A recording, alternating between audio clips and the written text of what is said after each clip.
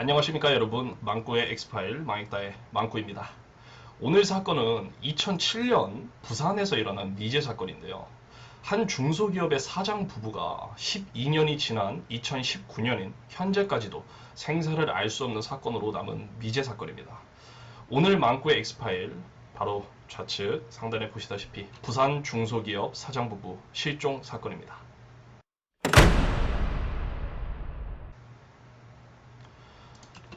사건 개요부터 살펴보도록 하죠. 2007년 4월 19일 부산광역시에 위치한 모 중소기업 사장 최나귤 당시 57세 그리고 그의 부인인 당시 52세 조영숙 씨가 같은 날에 종적을 감추어 2019년인 현재까지 12년째 두 사람의 생사를 알 수 없는 사건입니다. 지금 보시는 이 사진이 바로 그 당시 부산 사건의 피해자셨던 최나귤 씨와 그의 부인인 조영숙 씨입니다. 최나귤 씨의 경우는 실종 당일 이후로 완벽히 연락이 두절이 되었으나 그의 부인인 조영숙 씨는 실종 이후에도 17일 정도 연락이 되었는데 그 뒤로 역시 연락이 두절되었고요. 최나귤 씨의 동업자가 이 사건의 유력한 용의자로 거론이 되었으나 그 역시도 2012년에 스스로 목숨을 끊으면서 미궁에 빠져 끝내 미제 사건이 되고 말았습니다. 2007년 4월 19일 부산에서 중소기업을 운영하는 최나귤 씨는 동업자 백 씨에게 건네줄 서류가 있어 중구 남포동에서 만나기로 했었습니다. 남포동에서 백 씨를 만난 최 사장은 그에게 서류를 주고 회사에 몇 시에 들어갈 거냐는 백 씨의 말에 좀 이따가 들어갈 거다 라고 말한 후 자신의 승용차를 타고 떠났다고 합니다. 그런데 그 이후로 최나귤 사장의 모습을 본 사람은 아무도 없었습니다. 최나귤 사장을 가장 마지막으로 보았을 동업자 백 씨는 최나귤 사장이 불안해하거나 초조해하는 모습은 없었고 평상시 모습과 다를 바 없었다고 증언을 했습니다. 그날 저녁 최나귤 사장의 부인인 조영숙 씨가 저녁 식사를 차리던 중 남편의 부탁을 받고 백 씨에게 서류를 받기 위해 공장으로 찾아갔고 이 이후로 조영숙 씨를 본 사람도 아무도 없었다고 합니다. 부부가 같은 날 약간의 시차를 두고 종적을 감춘 것에 가족들은 충격을 받을 수밖에 없었고요. 최 사장의 가족들은 조영숙 씨가 본래 갑상선에 문제가 있어서 실종 얼마 전에 갑상선 수술을 받은 상태라 오랫동안 집을 비울 처지가 아니었으며 최나귤 사장 역시 사업을 새로 시작한 지 얼마 되지 않아 자리를 비울 상황이 아니었다고 진술했습니다. 이러한 점을 미루어 볼 때 부부가 스스로 잠적했을 가능성은 희박해 보였기 때문에 경찰은 최 사장 부부가 납치되었을 것이라고 전제하고 그 즉시 수사를 진행했는데요. 사건 발발 4일째인 4월 23일에 최나귤 사장의 휴대전화가 발견이 되었는데 그 휴대전화가 발견된 곳은 다름 아닌 최 사장이 거주하는 아파트 단지 아니었습니다. 최 사장이 실종 당일 잠깐 아파트 단지에 들어왔다가 여기서 변을 당한 것인지 아니면 범인이 수사에 혼란을 주기 위해 일부러 거기다 떨궈 놓은 것인지는 사실 알 수가 없었죠. 사건 수사에 더욱 혼란을 준 것은 사실 따로 있었습니다. 바로 최나귤 사장의 휴대전화가 발견되고 4일이 지난 4월 27일에 그 문제의 휴대전화로 한 통의 전화가 걸려왔는데요. 그 전화를 건 사람은 다름 아닌 같은 날 없어진 부인인 조영숙 씨였습니다. 조영숙 씨는 힘없는 목소리로 남편을 바꿔달라고 했고 전화를 받은 경찰은 경찰입니다. 끊지 마세요라고 했지만 조영숙 씨는 무슨 이유에서인지 다시 전화하겠다는 말만 하고 전화를 끊어버렸습니다. 그리고 다시 하겠다는 말이 무색하게 그녀는 다시 전화를 걸어오지 않게 됩니다. 전화의 발신지는 울산의 시외버스 터미널 부근으로 밝혀졌는데 조영숙 씨는 어떤 이유로 울산까지 가게 된 걸까요? 그로부터 3일 후인 4월 30일 또다시 조영숙 씨에게서 전화가 걸려오게 됩니다. 전화를 받은 사람은 조영숙 씨의 친구였고 이 전화에서 조영숙 씨는 친구에게 인생에 대해 한탄을 쏟아내더니 뜬금없이 불가의 귀의를 하겠다며 아이들을 잘 부탁한다는 말만 남기고 전화를 끊어버리게 됩니다. 전화의 발신지는 경주시로 밝혀졌는데 경찰들은 도무지 이 미스터리한 전화의 실체를 파악할 수조차 없었습니다. 그리고 거기서 6일이 지난 5월 6일에 조영숙 씨는 최나귤 사장의 휴대전화로 당신 마음대로 하세요라는 의미를 알 수 없는 문자를 남겼고 그 직후 두 아들들에게 전화를 걸고는 아무런 말도 하지 않고 끊어버렸다고 합니다. 이번 전화의 발신지는 대구광역시였습니다. 그리고 이날 문자와 전화를 마지막으로 조영숙 씨와도 완벽하게 연락이 두절되게 됩니다. 또 종적을 감춘 지 5일이 지난 4월 24일에도 친구와 통화를 한 적이 있었던 것으로 드러났는데 발신지는 부산의 주례동과 부전동 그리고 남산동인 것으로 밝혀졌습니다.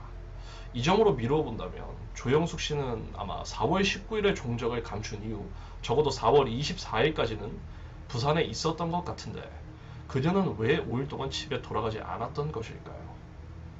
4월 27일부터 5월 6일까지 열흘 동안 그녀에게서 온 연락을 참고하면 조영숙 씨는 최나귤 씨와 같은 곳에 있지 않았고 그녀 역시도 최나귤 사장의 행방을 모른다고 볼 수가 있었습니다. 그런데 문제는 그렇게 자유롭게 연락을 할 수 있었다면 왜 부산의 집으로 돌아오지 않고 마치 경부고속도로를 따르듯이 울산 그리고 경주 그리고 또 대구로 이동했던 것인지 또 왜 가족들에게 자신이 어떤 처지에 있는지를 밝히지 않았는지 의문점이 들게 되죠. 만일 조영숙 씨가 정말로 납치가 되었다면 또 옆에 납치범이 있어서 그의 감시하에 가족들과 연락을 주고받았다고 본다면 휴대전화 위치 추적에 의해 납치범의 위치 또한 발각이 될 우려가 있었는데 가족들과 연락을 하게 허락할까 하는 점도 굉장히 의문스럽죠. 즉 납치된 상태라고 보기에도 애매하고 자유로운 상태라고 보기에도 애매한 그런 상황이었던 것이라고 추측해 볼 수가 있습니다. 가족, 지인들과 17일 동안 전화통화만 주고받았을 뿐 끝내 모습을 드러내지 않았던 조영숙 씨의 미스터리한 상황이 채 풀리기도 전에 또다시 수사에 혼란을 주는 사건이 하나 발생하게 됩니다. 실종 11일째인 4월 30일에 최나귤 사장의 자동차가 국립경주박물관 주차장에서 발견된 것인데요. 이 차를 통해 미루어 본다면 최나귤 사장의 마지막 행적은 경주로 추정해 볼 수가 있겠죠. 동업자 백 씨와 헤어질 때 회사로 갈 거라던 최 사장은 도대체 언제 경주까지 넘어갔을까요? 최나귤 사장이 경주에 간 이유는 또 무엇이었을까요? 그 의문은 의외로 쉽게 풀렸는데요. 당시 경주에서는 토지구역 정리 사업을 실시하고 있었다고 합니다. 그런데 이 사업에는 막대한 이권이 걸려 있었는데 그 액수가 무려 수십억 단위였다고 합니다. 그때 이 사업의 개발 조합 이사를 담당하고 있는 이 씨가 최 사장에게 이 사업에 투자해보지 않겠느냐, 만일 계약이 성사되면 개발권을 주겠다 라는 약속을 하고 최 사장으로부터 약 3억 원의 투자를 받은 것으로 드러났습니다. 그런데 계약 체결이 예상외로 너무 지연되었고 이에 기다리다 지친 최 사장이 내가 당신 믿고 투자했는데 왜 이렇게 늦냐고 이 씨에게 불만을 토로했고 그 과정에서 언쟁이 일어났으며 심지어 경주의 한 커피숍에서 서로 멱살잡이까지 했다고 밝혀졌습니다. 이 일이 있다는 것을 안 경찰은 곧바로 이 씨를 유력한 용의자로 잡고 혐의점과 알리바이를 조사했지만 사건 당일 이 씨에게는 명백한 알리바이가 있었으며 혐의점도 단 하나도 발견되지 않았다고 합니다. 또 최 사장이 3억이란 돈을 투자한 것도 사건 즈음에 투자한 것이 아니라 약 3년 전에 투자한 것으로 밝혀졌는데요. 결정적으로 이 씨는 최 사장과 같은 날 실종된 조영숙 씨를 단 한 번도 만난 적이 없어 얼굴조차 몰랐다는 게 드러났기 때문에 결국 이 씨는 용의선상에서 배제되었습니다. 경찰들은 이 당시 사건을 최 사장 부부가 실종됨으로써 경제적 실익을 얻을 수 있는 면식범의 소행이라고 보았습니다. 그래서 최 사장의 두 아들들과 투자 면제로 멱살잡이를 했던 조합이사 이 씨, 그리고 동업자 백 씨 등이 용의선상에 올랐습니다. 그러나 이들 모두 사건 당일에 알리바이가 있었고 최나귤 사장 부부가 없어진다고 해서 어떤 이익을 보는 것도 없었기에 수사는 다시 원점으로 돌아가게 됩니다. 그러나 가족들은 동업자 백 씨를 강력하게 의심을 하게 되고 가족들이 백 씨를 의심한 이유는 최나귤 사장과 조영숙 씨를 가장 마지막으로 만났던 사람이 바로 백 씨였기 때문이었고 또 최 사장의 가족들보다 더 많이 경찰들과 접촉한 점도 의심스러웠기 때문인데요. 마치 자신이 이 사건과 연관이 없다는 걸 강조하기 위한 의도적인 행위로 보였다는 것이 그 이유였습니다. 하지만 백 씨는 혐의를 극구 부인하였고 오히려 백 씨는 최 사장으로부터 3억 원을 투자받은 경주의 개발조합 이사장 이 씨를 파보라는 식으로 대응을 했고 자신은 최 사장이 죽는다고 해도 전혀 얻을 이익이 없기 때문에 이런 일을 저지를 이유가 단 하나도 없었다고 주장했습니다. 그런데요.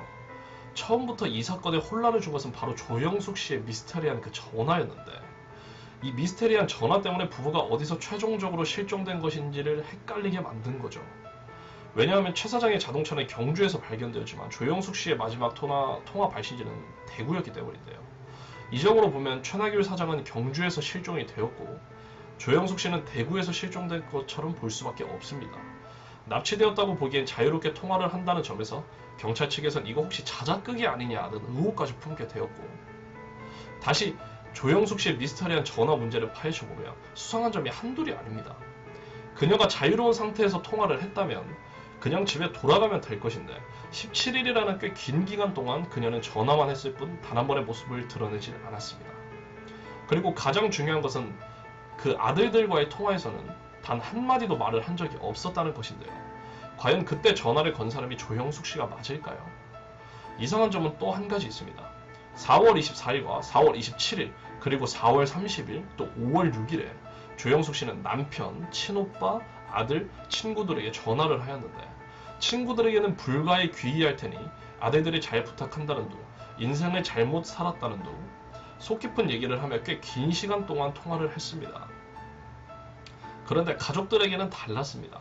친오빠 대신 전화를 받은 조영숙 씨의 올케에게는 그저 언니야 라는 이 한마디만 하고 말이 없다가 끊어졌고 아들들에게는 아예 말을 하지 않고 10초 뒤에 끊어버렸다고 합니다. 혹시 전화를 건 사람은 조영숙 씨가 아닌 다른 사람이었던 건 아니었을까요? 조영숙 씨의 전화를 받았던 친구 A는 조영숙 씨와 같은 고등학교를 나온 사이인 건 맞지만 친하게 지낸 지는 한 반년 정도밖에 되지 않았다고 합니다. 그런데 그녀에게 자신의 아들들을 부탁한다는 말을 할 수가 있을까요? 또 다른 친구 역시 조영숙 씨는 전화를 별로 하는 스타일이 아니며 조용한 성격의 소유자라고 증언했습니다. 이러한 것 역시 조영숙 씨의 휴대전화로 17일 동안 친족들과 지인들에게 전화를 건 인물이 과연 조영숙 씨가 맞는지를 의심해볼 필요가 있죠. 이 당시 전문가들은 조영숙 씨가 생을 근거지로 삼는 인근에서 계속 통화를 하고 있는데 공개 수배가 되고 있는 상태에서 아무런 목격이 없었다는 점을 들어 이 전화가 수상하다고 밝히며 이는 마치 조영숙 씨가 17일 정도 살아 있었던 것처럼 위장할 의도를 뜨고 상당히 계산된 연락 행위라고 주장을 했습니다. 즉 전화를 건 인물은 조영숙 씨가 아니라 다른 사람이라는 뜻이죠. 또한 보통 가출했다고 하더라도 마음속 깊은 이야기를 하는 상대는 대개 친족들인데 조영숙 씨의 경우는 제3자인 경찰, 친구들에게만 속 깊은 이야기를 할 뿐 아들들과 오빠 같은 가족들에게는 아예 말없이 전화를 끊거나 말을 하더라도 딱 한마디만 하고 끊어버린 것을 들어 다른 사람이 전화를 건 것이라고 주장했습니다. 아울러 사장 부부가 납치되었는데 몸값 등을 요구하지 않았다는 점을 들어 범인은 사장 내외가 없어지기만 해도 저절로 금전적인 이득을 볼 수 있는 사람이라고 주장을 했습니다.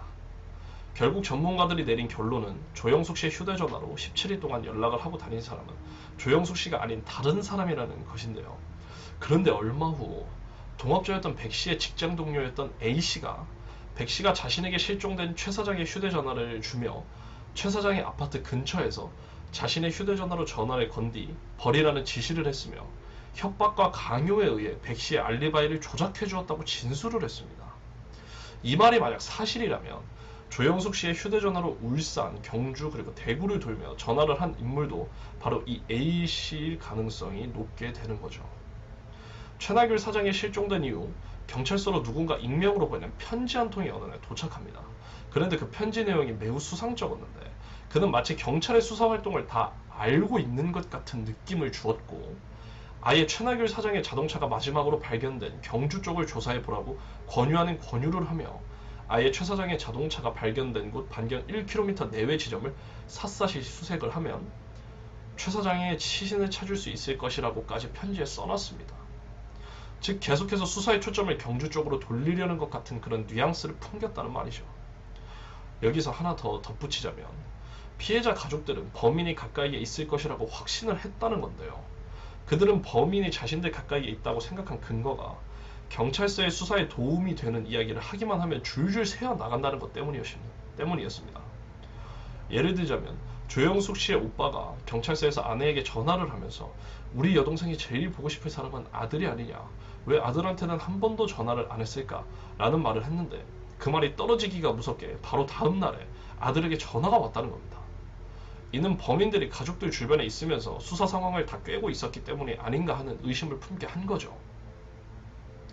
이를 미루어 보아 전문가들은 범인이 최소 2인 이상이라고 주장을 했습니다. 왜냐하면 최나귤 사장 부부를 처리하고 부산, 울산, 경주, 대구를 돌아다니며 통화를 하기에 혼자서는 무리였다고 봤기 때문인데요. 전문가들은 범인과 피해자의 관계를 서로 잘 아는 사이며 당시 경제적으로 이해관계가 있는 사이라고 주장을 했습니다. 동업자였던 백 씨 역시 피해자인 최 사장 부부와 이런 관계에 있으므로 의심할 수밖에 없다는 그런 결론이 도출된 거죠. 2007년 수사 당시에 백 씨의 알리바이를 조작했으며 최 사장이 휴대전화로 장난질을 했다는 동료 A씨의 증언을 받아들인 경찰은 곧바로 백씨를 이 사건의 유력한 용의자로 보고 긴급히 체포영장을 신청하고 경찰에 출두하라는 출석 요구서를 백씨에게 보냈습니다. 그때가 2012년 5월 15일이었는데요. 이제 사건은 해결되는 것처럼 보였는데 그간 결백을 주장하던 백씨는 그 출석 요구서를 받은 이후 완전히 종적을 감추게 됩니다. 그리고 이틀 후인 5월 17일에 경남 거제도의 어느 주차장에서 스스로 목숨을 끊은 채로 발견이 되고 맙니다. 유서에는 주식에만 손대지 않았더라면 이런 일은 없었을 텐데 라는 말이 적혀 있었다고 합니다. 이 말의 의미는 무엇일까요? 단순히 주식 투자를 하다가 거액의 빚을 졌고 채권자들의 추심을 견디지 못해 스스로 목숨을 끊은 것을 뜻하는 것일까요? 아니면 주식 투자를 하다가 거액의 빚을 졌고 그 빚을 변제할 목적으로 최 사장 부부를 납치해 살해했다가 경찰의 수사망이 좁혀오는 걸 보고 두려움을 느껴 목숨을 끊은 것을 뜻하는 말일까요? 경찰 측은 후자의 가능성에 좀 더 무게를 두었지만 죽은 자는 말이 없다는 말이 있듯이 백씨가 이미 저승으로 가버렸기에 추측만 할 수 있을 뿐 정확히는 알 수가 없었습니다. 결국 이 유력한 용의자였던 백씨가 사망하면서 경찰은 결국 이 수사를 종료할 수밖에 없게 된 거죠. 유력한 용의자가 이미 자살을 해서 저승으로 가버린 데다 사건이 발생한 지 10년 이상이 지난 오늘날의 범인이 나타나 자수할 가능성이 거의 없고 새로운 증거가 발견될 가능성도 희박해서 결국 이 사건도 미제 사건으로 남게 되었습니다. 아무래도 영구 미제 사건이 될 공산이 매우 크다고 보여지는데요. 여러 정황으로 미루어 보면 백씨가 범인이었고 형을 살게 될 것이 두려워 한 발 먼저 저승으로 도피했다고 볼 수 있겠지만 우리가 잊지 말아야 할 것은 아무리 유력한 용의자라고 하더라도 확실한 증거가 밝혀질 때까지 그를 무죄라고 전제해야 된다는 겁니다.